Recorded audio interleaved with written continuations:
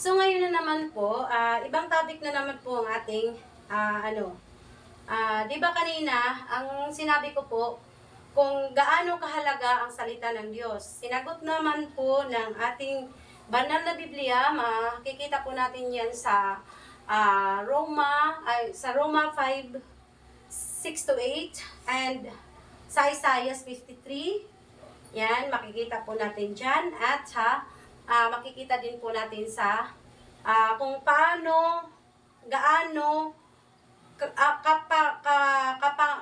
gaano makapangyarihan ang salita ng Diyos, mababasa din po natin sa Joshua 1:8. Yung wag mong kaligtaan or wag mong kaliligtaang basahin ang aklat ng kautusan. Or ibig sabihin, wag natin daw kaligtaang basahin ang aklat ng Biblia.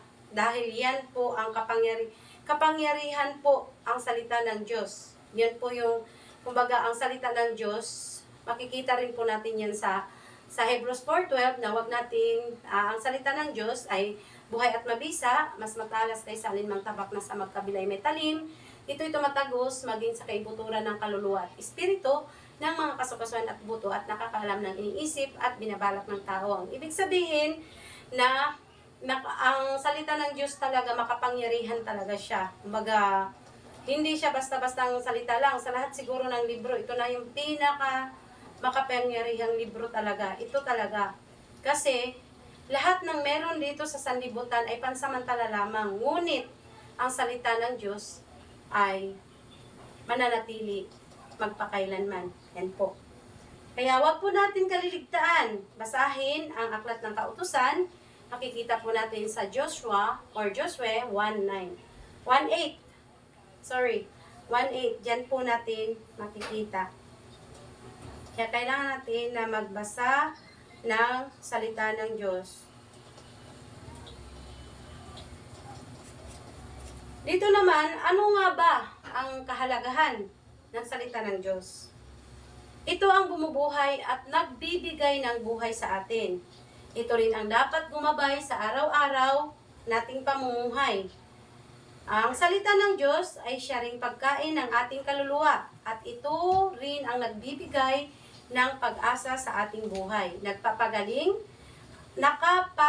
nakapagpapahinga ng ating kaluluwa. Yan po yung salita ng Diyos. Kaya kailangan natin talagang basahin ang salita ng Diyos.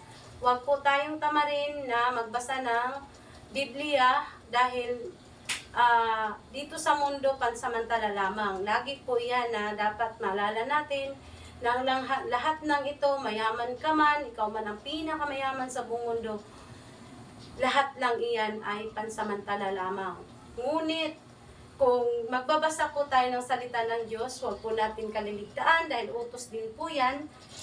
Ito ay bumubuhay sa ating kaluluwa. Ito po, parang pagkain na po natin. Ang salita ng Diyos ay siya ring pagkain ng ating kaluluwa, sabi niya. Ito ay nagpapagaling sa atin. Nagpapapahinga sa ating mga kaluluwa. Yan po yun. Kaya maraming salamat po sa pakikinig or pagbabasa or pakikinig sa mga salita ng Diyos. Huwag po natin babaliwalain. Kasi hindi panghabang buhay na nandito tayo sa mundo at masaya.